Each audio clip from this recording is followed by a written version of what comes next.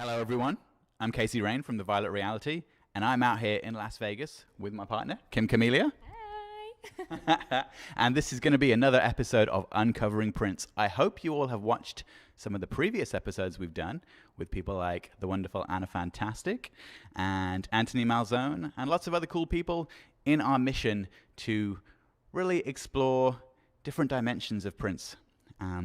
Things that people don't know, all the unheard stories, all the stuff that you guys want to know and that we want to know and that everyone wants to know about such an amazing man who we all love. So today we're here in Las Vegas with the wonderful Elisa Fiorillo. Yay, you said my name right. So many people destroy it. Just in case some of you are new to Prince, which lots of people are since his passing, we have lots of new people exploring his work and his legacy and his career. Elisa worked with Prince in two different time frames. So late 80s, early 90s, the first time, and then again 20 years later, joining the NPG and going on tour. And that's quite rare. Most people sort of have one stint. Right. You had two, so. You got the golden ticket. So, Elisa, tell us how you started working with Prince. Okay, well, I was signed to Chrysalis Records after I won Star Search, which was the American Idol of my day. And I had gone to Minneapolis to work at Paisley Park with a producer named David Z. And he had worked with the Fine Young Cannibals, Jody Watley, the Jets. And so my record company was ecstatic about me going. So I worked with him for about 2-3 months. And then one day I went to the restroom, came back, and Prince was in the control room listening to my recording. And he said, "Is that you?" And I said, "Yeah." And I went, "Oh, that's Prince, I think." And I wasn't a huge Prince fan, which was crazy. I knew Darling Nikki, Purple Rain, and Little Red Corvette. That was all I knew. That was my Prince music experience. So I just said, "Yeah, that was me." And he said, "Well, could go in and sing for me and let me know, that you can really sing." I said, "Okay." So I went in, I sang a little bit, and then he said, "Okay, meet me in Studio B." And I was like, okay. So I followed him. And he was doing Batman at the time. And he was doing a party mix for Party Man. Yep, purple party mix. Yes, the purple party mix. Well, I was the breather. I was like, what is he asking me to do? He just told me I sang really well, and now he's telling me to breathe? I don't get this. So he was kind of messing with me, I think. So he had me go, and they had just redone the studio, so all this sawdust was floating around. I was like, taking takes, coughing. And then I did it, and then he said, say, "Ooh, baby, baby, ooh, do me good." So you'll hear that on there somewhere. And I know my grandmom didn't appreciate that one.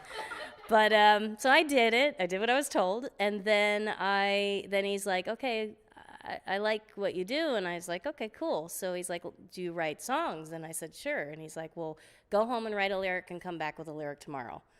So I was like, okay, pressure.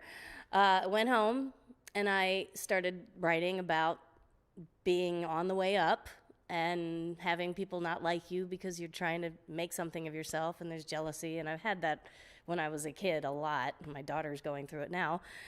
And I wrote this lyric and I brought it in the next day, and Levi Caesar and Prince and I all got in the room and I read my lyric and he looked at it and he had a little red pen and he went and he wrote an F on it. I'm like, "What? That's good." He goes, "I'm kidding." And he put an A. I was like, okay.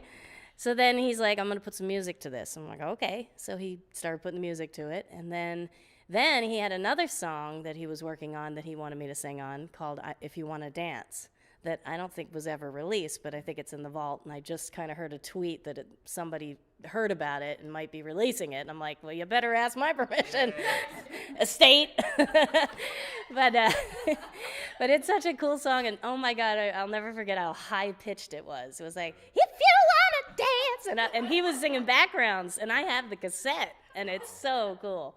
But anyway, I just kind of started working with him and he was very taken back that I wasn't in awe of him and I wasn't a yes person like everybody else that was around him. So one day he came in with a tape and he said, "You know any of these songs?" And I didn't recognize any of the titles except Darling Nikki. And I went, "Those are your songs." And he goes, "So you do know who I am?" And I went, yes, am I supposed to treat you differently? Because I knew what he was getting at. And he's like, no, it's okay. That's cool. And ever since then, he was like, always, like, I'd go home to California, and I'd get a call. You want to come up? Want to come to Minnesota? Want to play? I'm like, what do you mean play? I don't know you.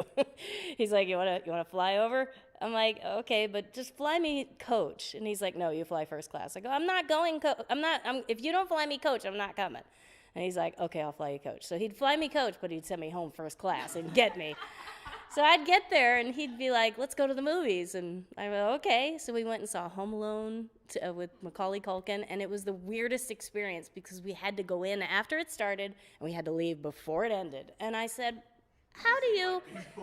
Yeah, you don't know the beginning, and you don't know the ending of the movie. Well, how is this fun, you know? And people would walk up going, like, pointing at him, and I go, oh, this is terrible. How do you live like this, you know? And it really taught me a lot, like, because I wanted to be a big star. But after that experience, I wasn't sure that I really wanted that. So, yeah, that's how we met.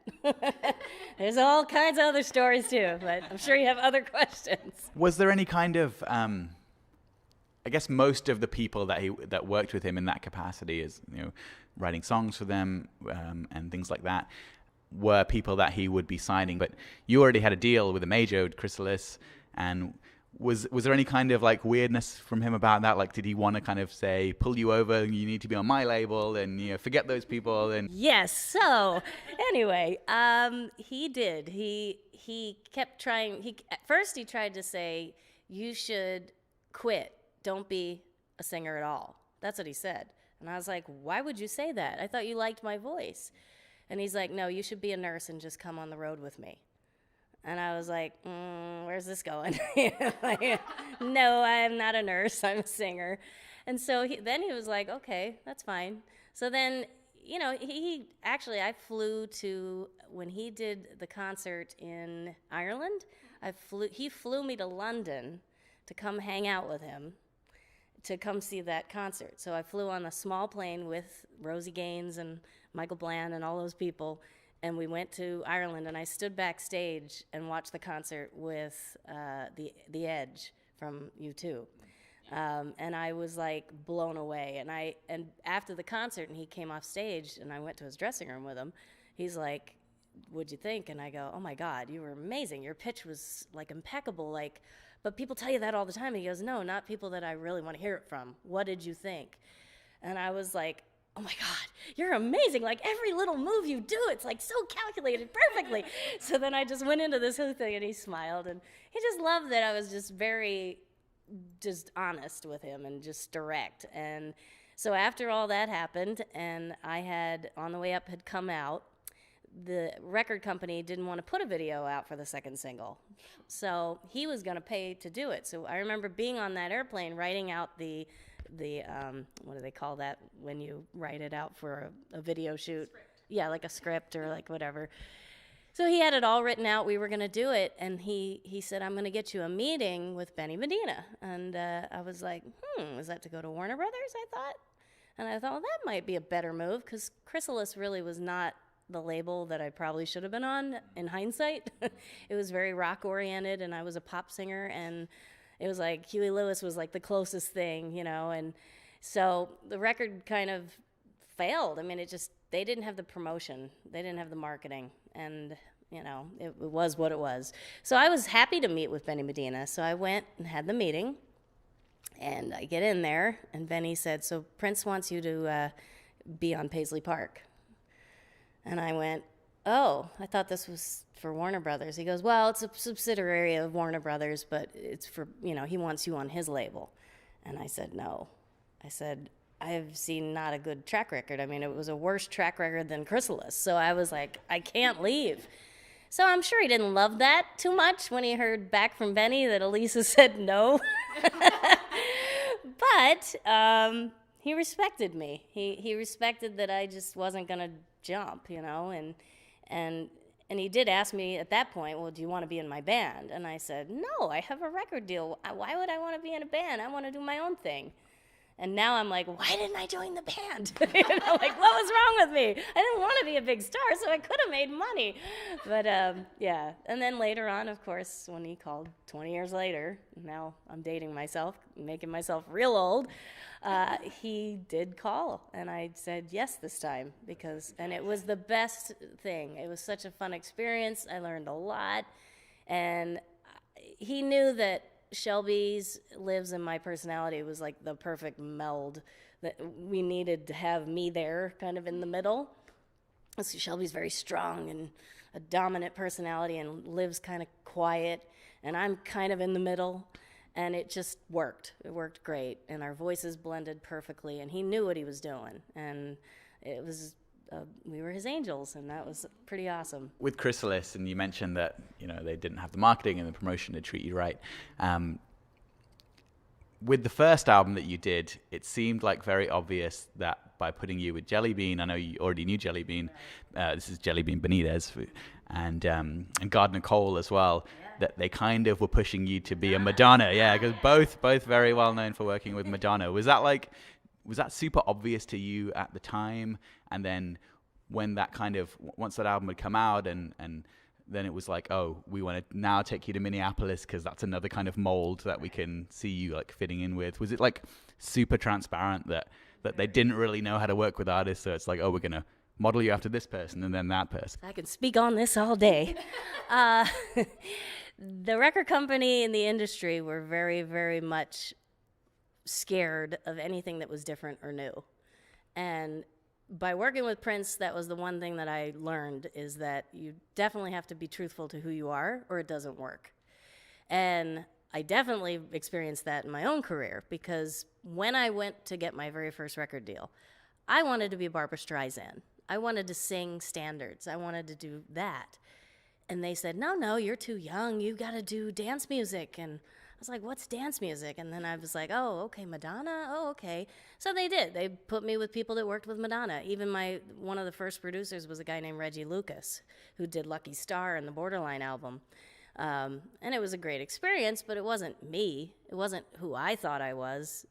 And then I had played piano and I had sang songs. That's how I got my second record deal with A&M. I went in, I played a song I wrote, and I just got signed. And I wanted to do a record like that. And then the second record, they kind of were like, no, we're going to push you to do this, like, ooh, go to Minnesota, work with David Z, do the Minneapolis sound. And then I was like, yeah, I'm from Philly. I got like that soulful thing going on. It just comes naturally. It's, I don't try to be soulful. It just is there.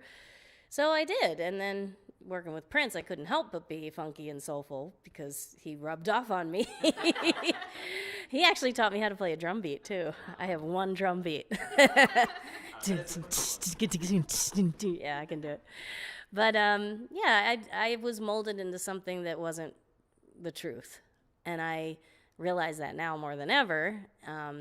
And the things that I keep hearing in my head with Prince is that, don't do me, do you, and I always remember him saying that, like, or he would ask, he'd go see certain bands that were doing him still, and he'd say, what do you think of that? And I'd say, if it's not him, it's just not the same. When the BET Awards did the tribute when he was still alive, and right. The guy was singing. Oh, yes. The camera to his face. He just doesn't. He did not like hearing his songs sung by other people. That was the truth, and that was initially when he passed. That was my first gut reaction was, why is everybody doing his music and doing this? It's too soon. It's not him, and he's not here. And it hurt. I didn't want to see it. I didn't want to hear it.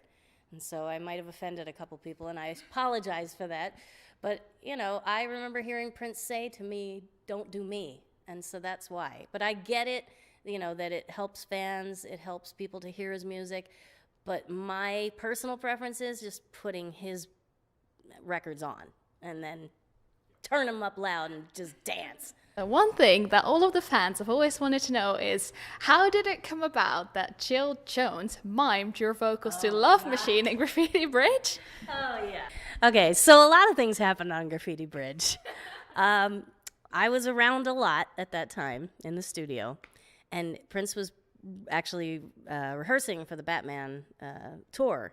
So he was running from studio to studio. And one day he comes over to me and he goes, come into the editing room. I'm like, okay. Followed him in. And the lady was editing different shots of him. And she asked him, do you like this shot? And he's like, let her answer. And he left. And I'm like, where are you going? And the lady looked at me and I'm like, just keep doing what you're doing. But then I'd sit there and I was like looking at what she was picking. And I'm like, no, he wouldn't like that. And I'd say, you know what? Go back. There's a shot, that one. That's a great shot of him. Use that one. And I'm like, suddenly I'm directing. He had a way of making people know and learn and do more than they ever thought they could. He was like such a teacher in that way. And what was the question? I've lost my track of thought. How come that? Oh, Jill. Okay, so I don't know what happened between them at the time. Maybe on one of your interviews I'll be able to find out. But they got in a fight or something because she had initially been the one singing Love Machine. And then I got, asked to go into Studio B and, hey, Morris Day laid this track down and I want you to put your vocals. And I said, okay. So as I'm singing it, I didn't hear Morris's part. All I had were my lines. You have half of the story, right? And I'm like, when I finally heard the final version and what I was answering, I'm like, what are you doing to me, And my grandmom, again, heard it and was like, Elisa, I'm ashamed of you, I'm like, it wasn't my fault. He didn't tell me the other part, and I didn't know what I was answering, So Love Machine was quite dirty, but... And I really had no idea that Jill was on there before. He never told me. He was sneaky like that. And but he liked to play games, and that was a funny game that I'm sure she wasn't too happy about for a long time and probably thought it was my fault. But I had nothing to do with it. Nothing to do with it, Jill. I guess then that maybe the scene in which she's lip syncing to it, he just played the version with her still on it and then switched it over afterwards. Oh dear. Prince, what did you do? He was a funny guy. So how much of Graffiti Bridge were you kind of around for in terms of the shooting of the movie? Were you on set at any of those points? Did you understand what was happening? Or? No, I had no, I wasn't, all I did was that and that was it. I didn't know what it was about. I didn't know what was going on. Okay. So that was it. So there was a few people from different labels that were sent out to Paisley to work with David Z, like you were, and a good friend of mine is a guy called John Mostyn. He's a music industry legend in England, and he managed The Beat and he managed to Find Young Cannibals, and so he was managing them when they were sent over to do She Drives Me Crazy. And I think a lot of the artists that were sent over there kind of hoped that Prince would show up and work with them.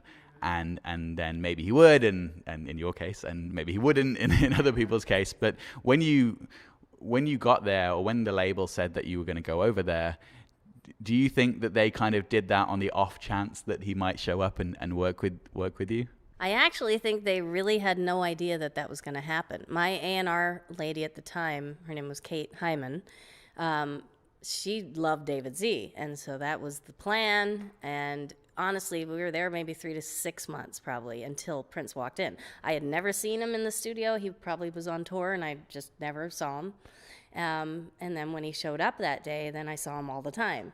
I remember one time a group of kids were coming in to do like a tour, and he had some tapes outside, and it was after he'd done that tape cassette thing to me where he had said, so you do know who I am.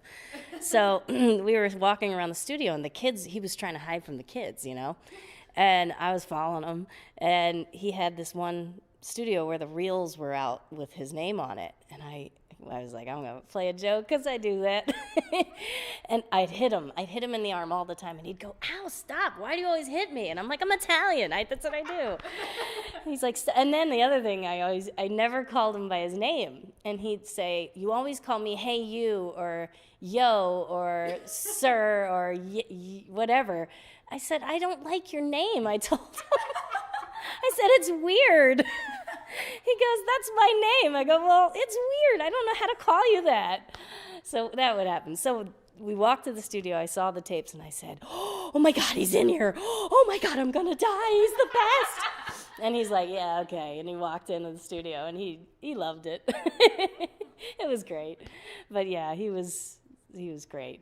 Just a great guy. Funny man. One time I had soup with him and his dad. Yes. We were sitting in the cafeteria, and he had me play the piano for his father because his father was a pianist. And I had told him about my father, who was a classical pianist with study of Vladimir Horowitz. And so I had my little one sonatina in C that I could play pretty well. I did it for Prince, and then he said, you have to play that for my dad. And I said, okay, so I did. So he invited me to lunch, and we were sitting there talking. And actually, no, we weren't talking. Nobody was talking, and I don't do that. That's not me. I'm Italian. We talk at the table. Pass the cheese. Isn't the cheese good, you know? So we're sitting there not talking, and it's uncomfortable, and all you hear is, you know, and I can't stand that sound, right? So he was quiet, but his dad was slurpy.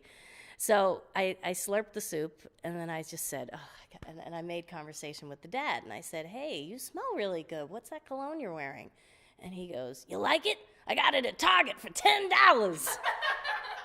And Prince's face went, oh, and his head just went down like, why? Why did this girl join me for lunch? And I was thinking, Kim Basinger was just in here last week, and nobody was talking, but I'm going to talk. Yep. And his dad loved me. He laughed, and then Prince kind of was laughing, because how could you not laugh? It's like, $10, I got it at Target. You like it? Yeah, his dad was a character. Such a sweet. And then the one really cool thing that happened after that day, he pulled Prince aside, and he said, you know, if you have any real, true friends and people in your life, it's that girl and Sheila E. And Prince came and told me that his dad said that. And when I joined him back 20 years later, there was a situation where we were hanging out, and he was showing us old pictures of his mother and his mother's aunt, or his aunt, and they were at this club. It was a black and white photo, a really cool photo, and he had the top covered. And he was showing it to Liv and I, and he goes, guess what this says? And I'm like, what? And he moves his hand away, and it said Cafe Elisa, E-L-I-S-A. Wow. And I was like, no way. And he goes, exactly. And I'm like, I don't know what that means, but okay. And then I said, do you remember when your dad told you? And because I just wanted to remind him. And he's like, no, I don't remember. I'm like, of course you don't. But he said that, and it's true, and I'm here, and I want to protect you, and I want to be your real friend. And that's always how I felt. And when he called me, that was like I felt like it was a great thing for me, because I really needed to work at the time, and I needed the money, and I had a family to feed. But at the same time, I felt like he needed me. And I did. I made him laugh. I'll never forget the one time we rehearsed in LA, and we were on the elevator, and we were coming up, and it was supposed to be me, Shelby, and Liv doing Disco Heat. And we were all supposed to be in a pose. So, of course, I picked this pose because I'm in the middle. And as we're coming up, he's out in the audience with his little microphone saying, okay, stage right, put the lights over there, doing all his thing. And I come up and I go, to infinity and beyond. And he's up there going, oh, oh, oh. So it was quite amusing. He loved kid movies, so I knew he knew it. There's many stories about Finding Nemo. No, always was. My daughter loved going to his place. She's like, Mommy, Nemo. So tell us the longer story of how you ended up rejoining Prince's Camp 20 years later. So how did that come about, and what was the first contact you had, that sort of thing, but in more detail than we've already talked about? Well, as I said, I was not in a very good spot financially, and my husband was working, but I was not, and I had just had a baby, so it was very hard to get a gig because, if you have a belly or any kind of fat anything, you don't work. So I got a job working at my daughter's preschool. Right. And I was flipping chicken nuggets and serving green beans and washing dishes and mopping, and I felt like Cinderella. And I had done a gig a week before, and the sound man was Dave Hampton. And he was talking to one of the guys in the band saying he had just worked at Paisley Park. And my ears popped up. And he was at the Rio at the time. And I had just moved here in 2005. And everybody kept saying, go to the Rio, say hi to him, tell him who you are, remind him. I'm like, I don't do that. I'm not going. I'm like, hi, remember me? Hi. So I started talking to Dave. I said, I worked at Paisley. And, he was just, oh, okay, I'll tell Prince I saw you. I went, okay, tell him hi. That was it. And then I had a video on YouTube to try to get work here. So I'm at this daycare, and I get a call, and it's like a number I don't know. So you're not supposed to have phones in that place. So I ran into the bathroom with a major echo, and I'm like, hello? And they're like, Prince would like to speak with you. I'm like, oh, okay. Well, okay, have him call me. And I'm like, oh, my God. So then he called, and I said, well, can I call you later? Can you call me later because I'm at work right now? And he's like, sure, I'll call you later. So we didn't really talk there. And I was thinking, okay, this might be a prank. So I get home later that night, and the phone rings, and it's him. And I'm like, wow, I've got to catch him up on my life, So I told him, my mom had passed away when my daughter was 6 months old. It was very hard. I said, I have a child. I'm married now. And, I'm trying to work, and I just need a job. And he said, don't worry, I'm working on a project that I'd like to include you in. I said, wow, okay, that would be wonderful. He's like, give me a couple months. I'm like, okay. And it was great to hear from you. Oh, I love hearing from you. Like we hadn't talked in years. It was amazing. We just picked up. So hung up. 3 months went by. Never heard anything. My dad took us on a vacation because we didn't have the money. And we went to Florida, and I get the last couple days of Florida, I get an email. Would you like to sing backgrounds on Bria Valente on Jay Leno? And I said, sure, that would be great. So I fly home from Florida, get in my car, drive to California, show up at the house, this beautiful Bel Air house, and the band comes in first, and I meet Shelby and Liv and all the, Cora and Josh and everybody. And then he walks in, and I'm like sitting there going, okay, how did you just get crow's feet? All this time, it's the only thing that you've changed. You look exactly the same, and I had a baby, and So here he is, his little crow's feet, looks exactly the same, maybe a little less weight, he looks skinnier. And I'm like, that's not fair. So he's like, yeah, why don't you sing with the band? And so they played Michael Jackson, Shake Your Body, and so I sang that, and then he pulls me aside, and he goes, and I'm thinking I'm there to sing for Bria, and he goes, would you like to be in the band? And I'm like, what does that mean? And he's like, well, we're going to tour, and I said, well, I have a 3-year-old. I don't know how I'm going to do this. And he's like, well, we'll make it work. We're a very family-oriented company. We're going to do this, and she can come with. I said, okay, as long as that's cool, I'm in. And I said, I know I said no to you once before. Had to bring that up. And he laughed. And it was cute because after the rehearsal, we all went back to the hotel, and Shelby and Liv, I think Liv told me, she said, when you were preparing to come to the house, he introduced you by saying, wait till you meet Elisa. She has the most beautiful spirit of anyone you'll ever meet. So to hear them say that he said that as be nice to her, So I was in, and then Bria didn't want to go on Jay Leno. After all that, after he reduced a whole album, people would die to have an album produced by him and have that opportunity, but something was up. She didn't want to do it live. I don't know why. And so we went on, and then we did the Staples Center, and I knew 1 or 2 songs at that point because I had just got there. And right before the show starts, he's like, if you want to stay on and sing some more stuff, you can. And I'm like, I don't know any of your songs. He goes, oh, okay. I go, well, I'll just stand in the back and just kind of start learning them. So I sang 2 songs, and they even wrote an article about it where 3 were on stage first, and then 1 disappeared and never came back. That was me. Yeah, so I was back there just kind of like, oh, God, this is a lot. Boy, they move with those tambourines. Oh, my God, they're sweating. I'm going to lose all kinds of weight. So I did my little thing, and I got home, and I was going to do a Chapter 13 bankruptcy. Right. That's how bad it was. And I had literally 90 cents in my account. And the day I was supposed to go to the court, I was supposed to bring my bank statement. So I go on my bank to print it out, and he had put money in my account for the week. And I thought, maybe a couple $100, $1,000. It was $7,000.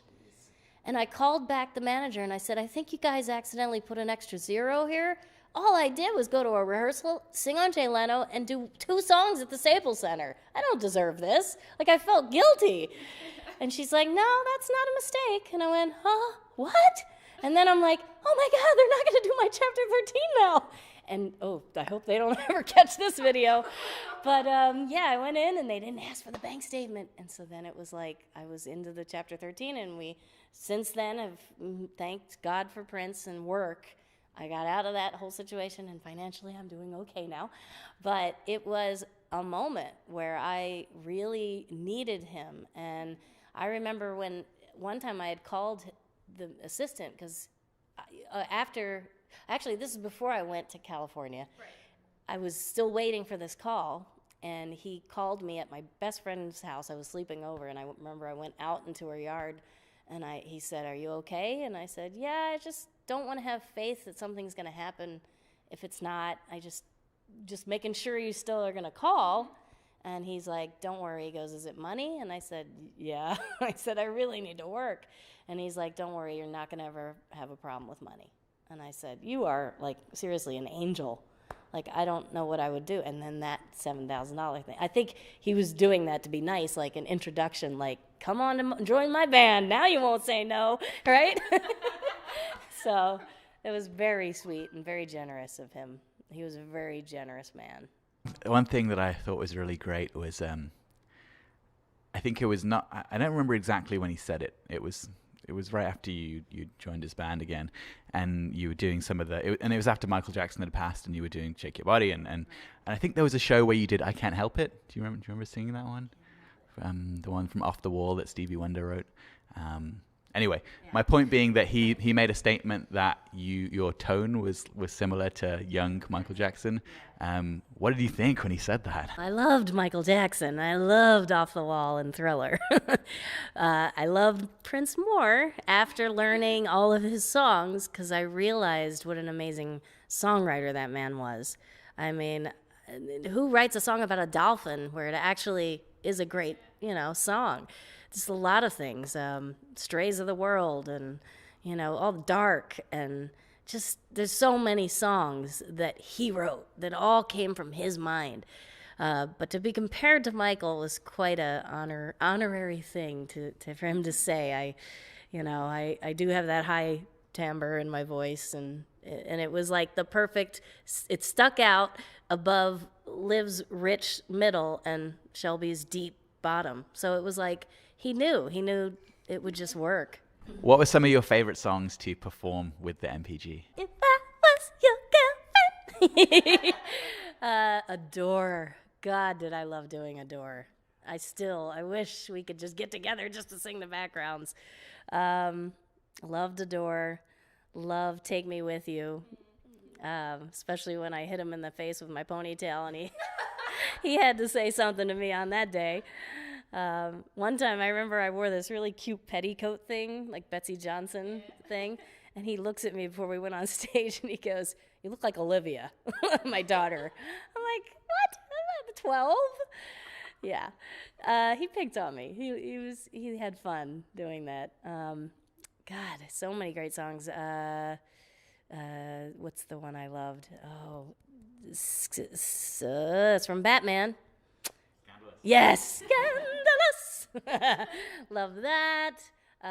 Love Little Red Corvette. Liv and I had a joke, which was funny. He didn't think so. But one night I had it in me. I had a little Grand Marnier, which I don't drink. So if I have a Grand Marnier, things are coming out of my mouth that shouldn't. And Liv was with me, and she's like, Elisa, don't do it. And I'm like, we did this thing once while you were singing Little Red Corvette, where we were going, Little Red Corvette. We were changing gears, we were turning corners with the Little Red Corvette. And he was like, not funny, but he was laughing. He was totally laughing. And Liv's like, why did we give her a drink? But yeah, oh God, we had so much fun. Disco Nights, which wasn't his song. We loved doing that. Loved singing Cool. God, is that the funkiest song in the world. And then we'd go into Don't Stop Till You Get Enough. And then just Baby, I'm a Star. And what was the other one that I loved doing? Why you wanna treat me so bad?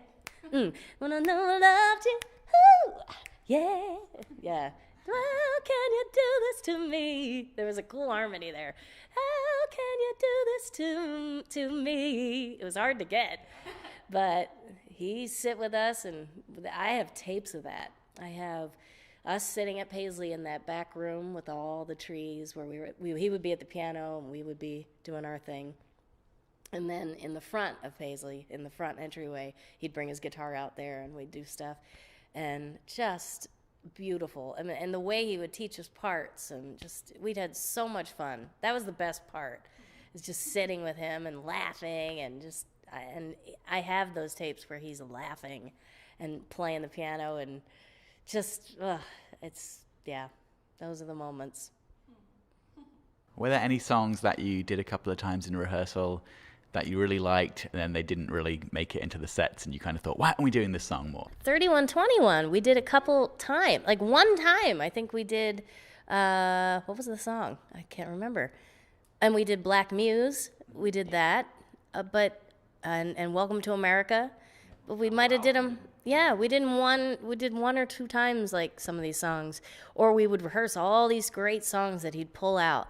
And we're thinking, oh, wait till he pulls that one out. They're never going to know what hit him. And I think I had done, it was in Europe, in the very beginning, Free. Oh, don't wait until the sunlight, then do the fall. And then we did, this wasn't his song. I have a bracelet with it, Que Sera Sera. And we did a great arrangement of that. And then, what's the other one? Where Alicia Keys did it at the tribute on piano. And I'm trying to... Yeah. How Come You Don't Call Me? Yes. Loved when he did that. Loved that. So many great... I mean, every song he did was great. And there was just so many to choose from. And his set list, night to night, just would change. And we would not know what we were doing. And then we'd be like, okay, let's rehearse this one real quick before we go on. Or we'd be under the stage going, what was the harmony again? You know... And he challenged us, but it made us so good at what we did. It made me such a better leader, you know. Like, now when I have my band, like, I'd never done my own show, really. I mean, I did track dates when I had record deals and all that, but I just recently started doing a show called The Lady I Am. And in it, it starts when I'm real little, singing theater and then country and then, like, finding out about soul and then Star Search and then record deals and then Prince and then jazz. So it's a lot of different styles of music. And I went to do the show, and one of the things that I did was I sat down and played the piano, and it was a song that I wrote about being in an abusive relationship, which was a terrible thing, but what was good was I got out of it, and I wrote a great song. And I never play piano in front of anybody. I was, like, scared to death, but I'm like, I'm going to do this. And it was the best part of the show, because people came to me and they're like, oh my God, when you played the piano and sang. And I'm like, really? I thought that would be like, because it was so deep, I didn't think you might be like, oh my God, is she going to depress us some more or what? But I did it, and I couldn't believe that I could put something together, but it was from learning from him. Totally rubbed off on putting that show together. And I do a tribute to Prince, but the rest of the stuff is all other stuff. It's not a Prince show. It's, I say, this is what I did when I worked with him, and these are the songs we sang, and I miss him, and that's what my tribute is to him, and my, whatever celebration of him. Do you think, I don't want to say that he had more respect for you, but he saw you on a different level, and you had more of a peer relationship compared to the people that were clearly his proteges and had to do everything he said and didn't do anything outside of working with him? I don't know if it was because I was a mother and he met Olivia. But he did. He had a huge respect for me, and I think he would actually say to like the hairdresser, Elisa will tell me the truth. You know, Elisa will be honest with me. You know, or we'd be, well, it kind of happened in rehearsal a couple times, because he would tell you to write down whenever he made a change to a song. And he changed things a lot. So we'd write it down, and then we'd scratch it out. And then we'd write it down again, and then we'd scratch it out. And sometimes he wouldn't remember what the last thing was that he told us. He's thinking of the time before. But we kept our notes, because if we didn't, we'd be called out. So one time he said, you do it like I told you, and look at your notes. And everybody was looking at their notes, seeing that that's not what he told us, but nobody was saying anything. And they all looked at me like, do it, say it. You can do it. He's not going to get mad at you. So I'd say, hi, well, actually, you kind of told us to not do that this last time, see? You know, like, this is what you said. And then he'd kind of smile and go, okay, we'll go back to the way we did it before. Okay, just wanted to clarify that. Yeah. But he was a stickler, you know, and very a perfectionist, but he didn't get mad. I'm trying to think if he did ever get mad at me. I can't even tell you if he ever got. The only time he got mad was when I hit him in the head with the ponytail, and he's like, "Do you know you smacked me?" And I'm like, "I didn't know I smacked you." He goes, "Watch your hair." Like, I'm sorry, it's a lot of hair. I got a lot of hair. What do you want me to do? So yeah, no, he never got mad. Only time he got mad, or I got mad at him, and he knew I was mad at him, was in New York City, Madison Square Garden. He had his shirt with his face on it, you know. And I had gone to the trouble of asking my husband to draw a picture of Prince, because my husband's an amazing artist. So I showed the band the work. It was beautiful. And I posted it on my Facebook. People have shared it. So I had it framed. My husband spent like 40 hours on it. You know, he didn't want to do it, but he did it for me. And I wanted to give it to him as a gift to say thank you for everything he'd done for me. So, and he says he doesn't accept gifts, but Shelby gave him honey, and he took her honey. So I thought, well, I can give him a picture. So he knew about the picture, because I think his manager had told him, well, yeah, Lisa's husband's doing this picture of you. So he kind of was pre-warned that it was coming. So I brought it to sound check, and we were backstage, and I had it in a bag, and he knew. But he looks down, he goes, what's that? And I go, it's something for you. And he's like, what is it? And I said, it's a picture of you. He goes, do you think I want a picture of me? Meanwhile, he's wearing himself on his chest. I'm like, what? So then everybody in the room was like, you know, and then Renato walks in, and he didn't know what had just happened. And he goes, oh man, did you see the beautiful picture her husband drew of you? So then he goes, oh, so your husband drew it. I said, yeah. He goes, do you like when people do caricatures of you at the mall? I said, it's not a caricature, it's art. And I said, it's beautiful and you should look at it. And he goes, I don't accept gifts. And I was like, what is he on tonight? So it was one of those little crabby moves, and I finally got it, you know. I was like, ooh, this is what that sting feels like, you know. So we left the room. He picked up the plastic bag as we were walking out, and he hands it to me, and he goes, besides, I don't even have a home to hang it in. So I put the two and two together, and I realized that he saw my life. I get to do what I love. I got a beautiful daughter. I have a husband. I have a home. He didn't have those things. And I think it was like a slap, like in a way, like, you know, back in the 80s and 90s when I was hanging around, I didn't want to be his nurse and go on the road and do all that, because I was afraid of him. I was a lot younger, and I was intimidated, and I just felt like he was going to try to control me, and I really wanted to be my own person. And so I said no, and I think that was his way of saying, yeah, you said no, here, look, I'm going to do this to you. So I walked out, and the tour manager saw me crying. I was, because I didn't know how to go back and tell my husband, you spent 40 hours on this, you got it framed, and he wouldn't even look at it. Meanwhile, other people are submitting stuff like artwork for stuff, and I'm thinking, oh my God, he helps everybody else, but he's not going to help me or my husband, anyway. So that night, I did not look at him on stage. He'd walk by me, and I'd be like, like everywhere but here in his eyes. I could not look at him, especially with his picture on it. He's like, I don't want to look at myself. And I'm like, you're wearing yourself. So yeah, I was a little pissed off. Yeah.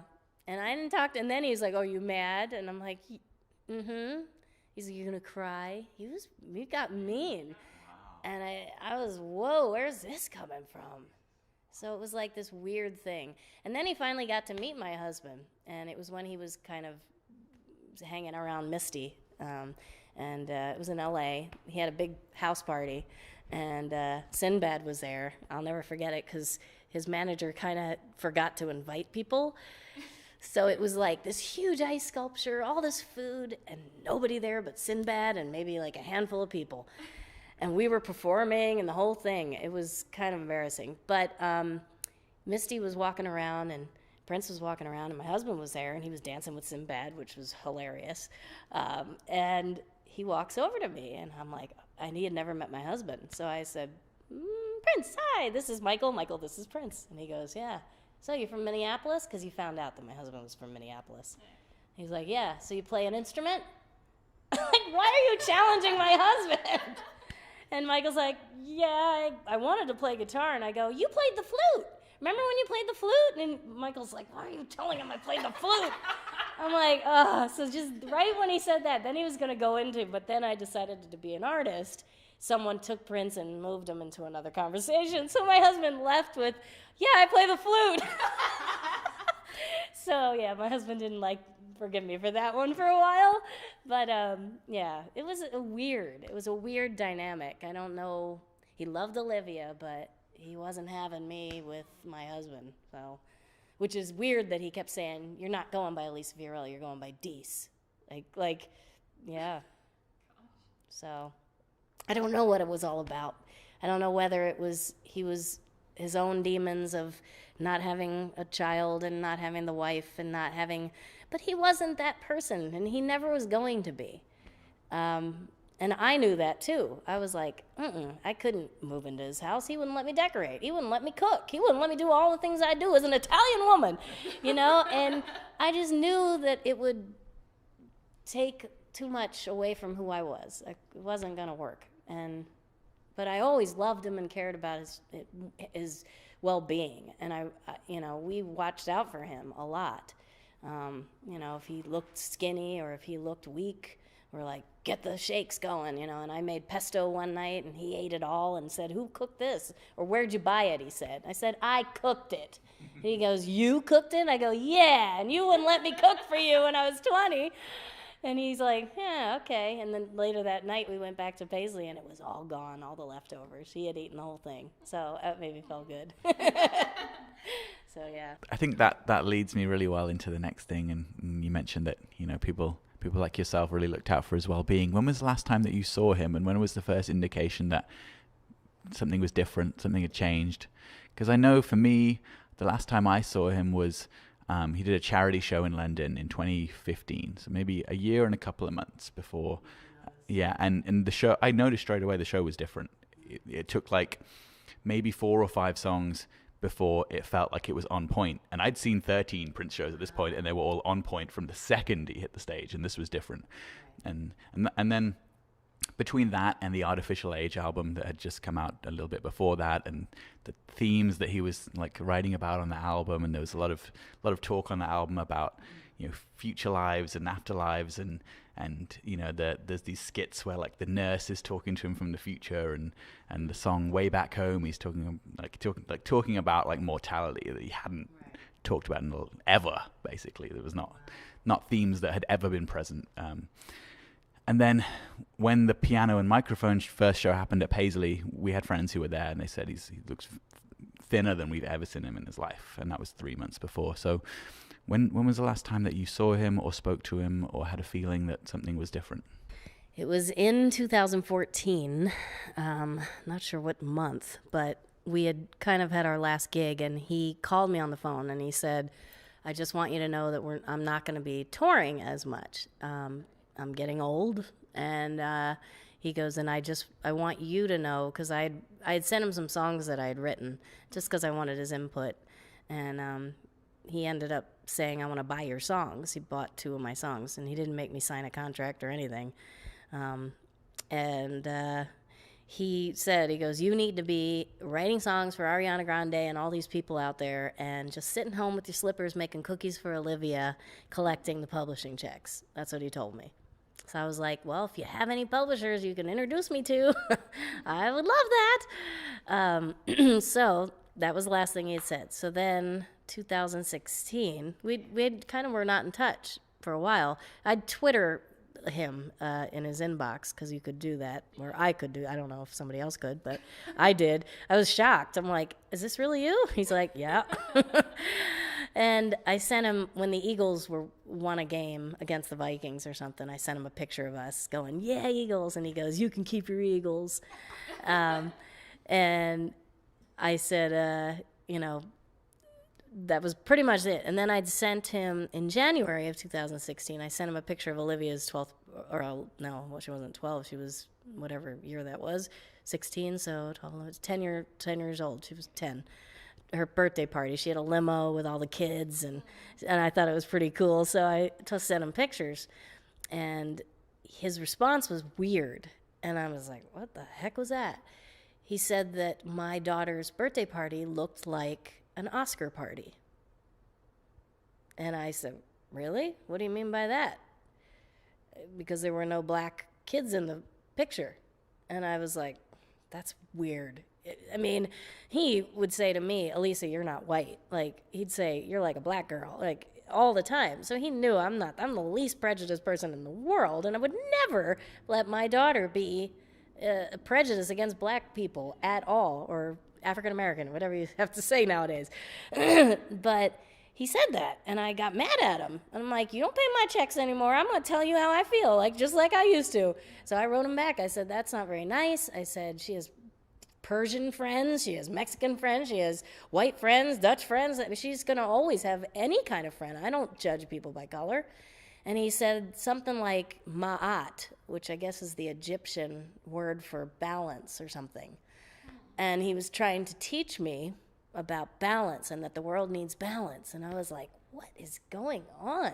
And I should have known. I should have known something's not right. Mentally, something's not right.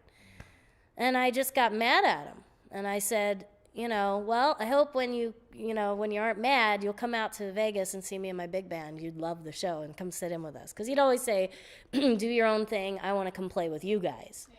Yeah. So I was like, I'm doing my own thing. Come on out.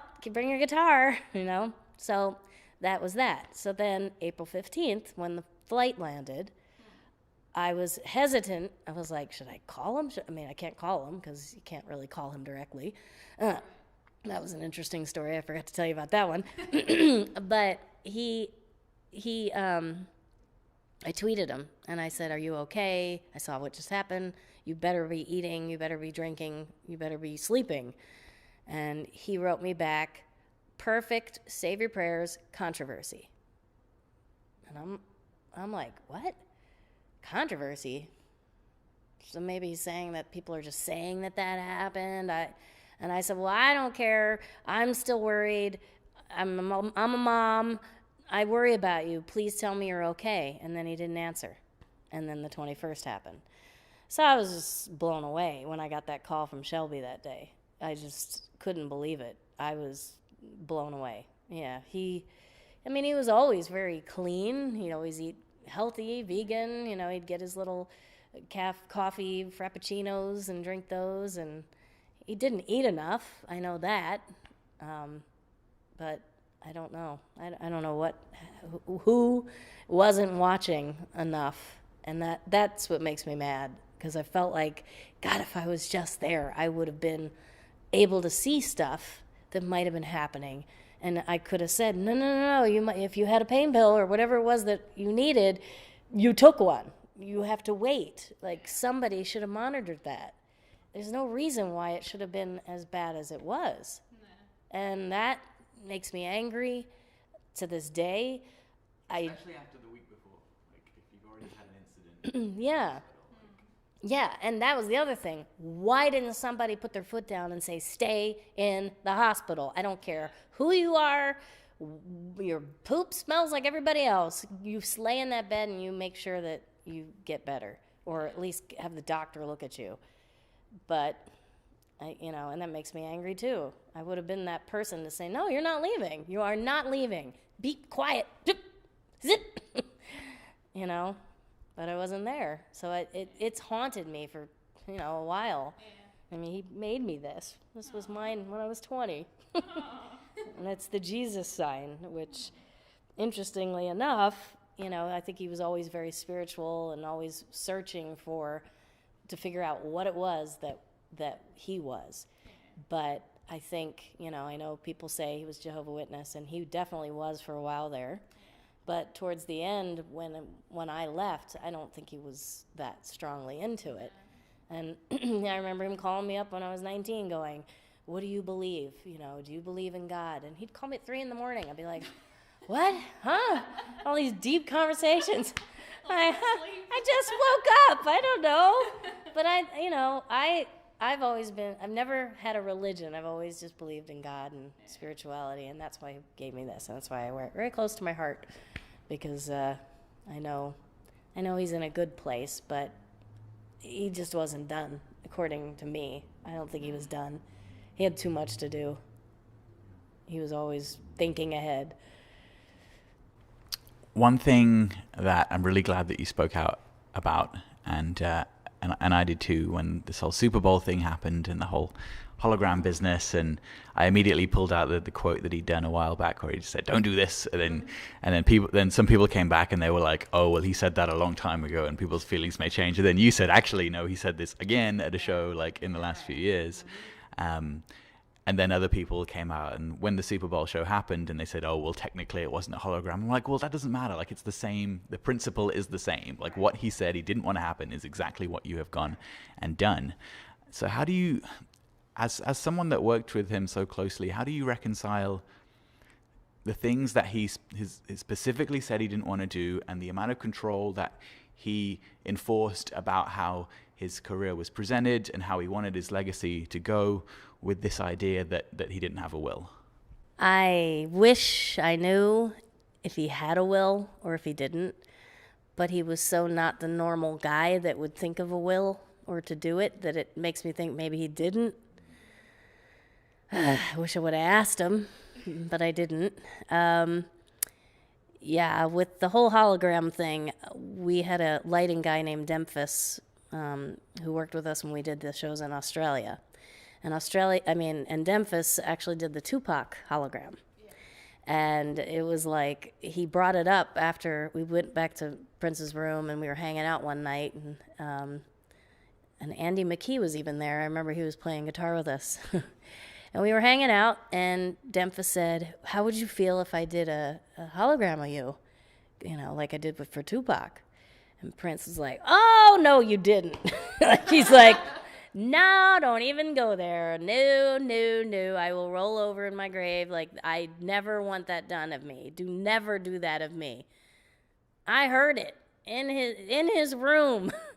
So when I saw the first time it was announced was Taika was going to do it or something, and I'm like, sister, come on, sister. I'm a sister too, very close to him.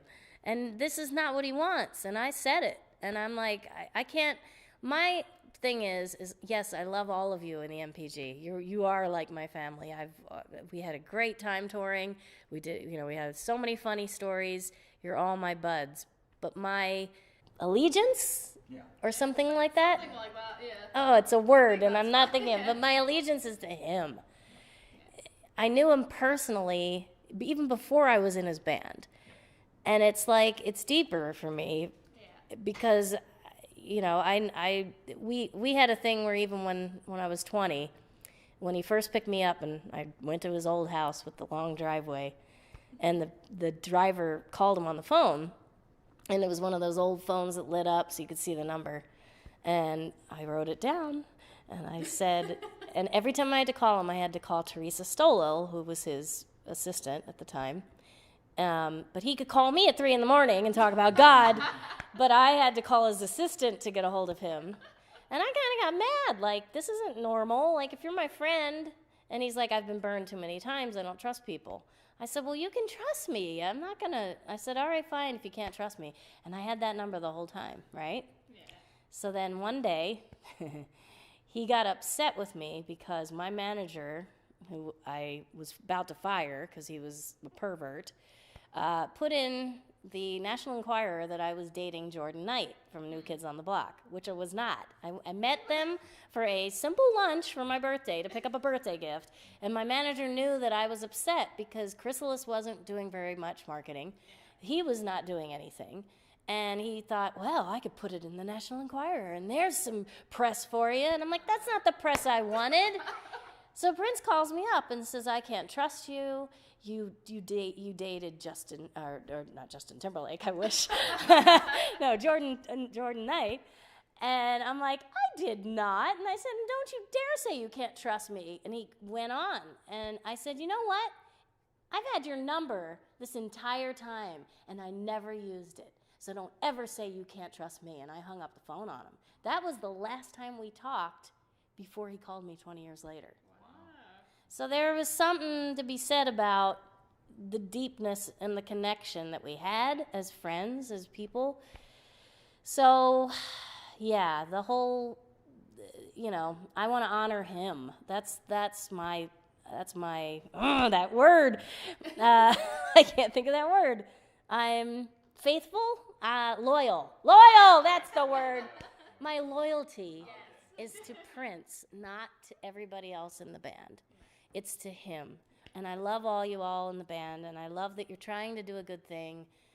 But, and I had a little thing last year, I think it was, when Shelby put out an album the week of his passing, and I just didn't think it was a good time. I am all for Shelby doing her own thing, and I'm proud of her. I mean, I remember sitting in this cafe across from Minneapolis where Chanhassen Suites, where we sat there, and I'm like, girl, you need to do you and call it just Shelby. And she's like, I like that name. And we were talking, and and I'm all about supporting my sister. She's beautiful. She's a great singer. She's amazing. She has so much energy. I don't know how she does it. She drives me nuts because I can't keep up. But at that time, it was so sensitive to me. And I saw that, and it hit me so wrong, and I couldn't keep my big mouth shut. And, of course, Shelby texted me, and she's like, girl, you should have talked to me first before you put it all over the news. And I'm like, I should have, but I was mad. I was interviewed, I was asked why I wasn't there, and I said what I felt. And that's how I've always been, and that's what Prince loved about me, is I just say it like it is. I don't. They always call me Easy D in the band, and it's like when Easy D starts talking, you better watch out, because Easy D's got a big mouth. Easy D's gonna say it the way it is, and that's how I've always been. So, I honor him. I'm loyal to him. I definitely want to know why somebody wasn't monitoring him, and I'm hoping that the investigation is going to come to a close soon, and that we'll at least get some kind of closure to what happened, because it's so hard to know that I was there so much. I was always in that space, and I wasn't there at that time, and it's so hard to live with that. I know it's not my fault, but if I would have been there, I feel like he would still be here, because it wouldn't have happened. Yeah. So, yeah. My loyalty is to him. So we're gonna edit it all together. Okay. So to end on a really positive note, what was your absolute favorite experience? So touring, like maybe in the studio, or just like a personal moment, anything at all with him? I don't know, that time we had lunch with his dad was pretty cool. Wow, great moments. I have to say, one of the most powerful moments that I'll never forget was when we were in Abu Dhabi, and John Blackwell's father passed away, and we had to go on and play, and he was crying playing Purple Rain that night, and all of us were trying not to cry. And after, Prince had us back to his suite, and John was there, and we sat with John the whole night, and we're a family to him. You know, it made me realize, like, you know, I had my family at home. Whew, I'm getting teary-eyed. But we had such a close bond. We were there every day together, you know. Sorry. I miss John. He's such a good guy. So that was probably the most powerful moment I remember, because I remember John even telling me, I remember him saying to me, don't give him a picture of himself from your husband. He's not going to take that well. He's the only one that told me that. Everybody else is like, oh, he's going to love it. No, he didn't love it. But John was honest, man, and he had been beaten up many times by Prince. You know, he liked to pick on John, and but you could tell how Prince really loved his family. That was his family, and he really was there for him. You know, sun came up in Abu Dhabi, and all the Muslim bells were ringing. And I remember we went to shoe shop that day too, or a couple days later. And this guy was singing Purple Rain in like a harem thing. It was hilarious. We videotaped it, and they actually put it in the show. It was pretty cool. But you could see how far Prince reached, you know, to so many people all over the world. And so that was probably the most powerful moment. Funny moments? God, we had so many. God, I'm trying to think of some funny ones. Other than me always hitting him in the face or Infinity and Beyond. And wow. God, when you get put on the spot, it's hard to remember anything. But many funny moments. He loved to put us in the studio and let us do our own thing, which he wanted us to learn how to use a board. He wanted us to play the piano or read music. He was very, very adamant about, you know, girls, you need to learn an instrument. And he knew that I knew piano, so he was kind of easy on me, but harder on Shelby and Liv, saying, you need to learn an instrument. So they both picked up piano or guitar, and they're both playing now. He's a big inspiration, he was, and pushed us to the limit, made us try to be as alien as he was, you know, because he liked to be around like people, and he wanted us to come to his level. And we tried, but nobody could be his level. He's one of a kind. Nobody else is like Prince. Mm-mm. It's true. But one day I'll see him again.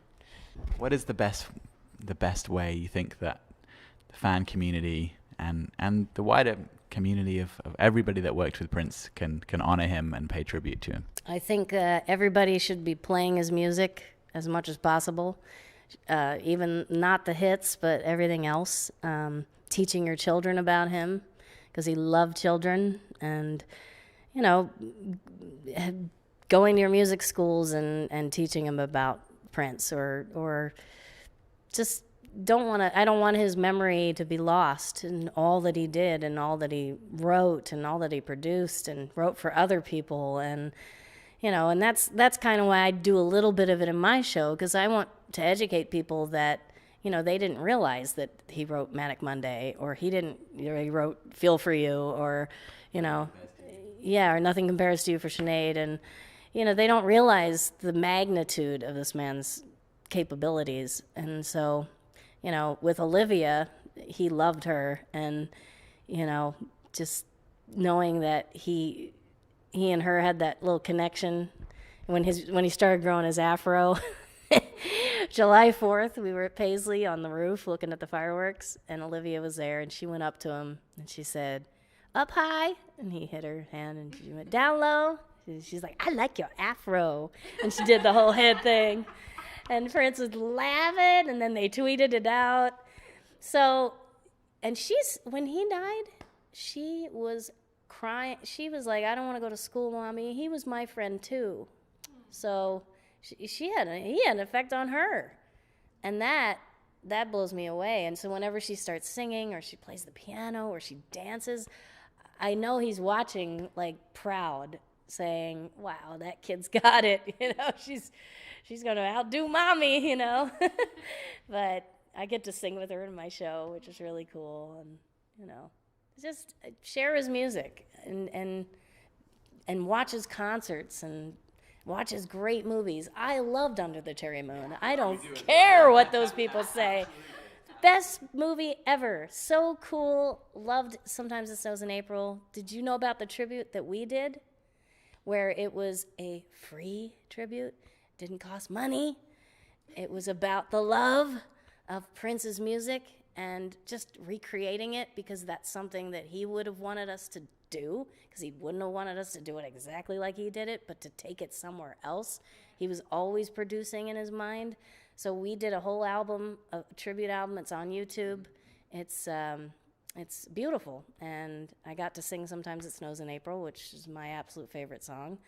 And we gave it away.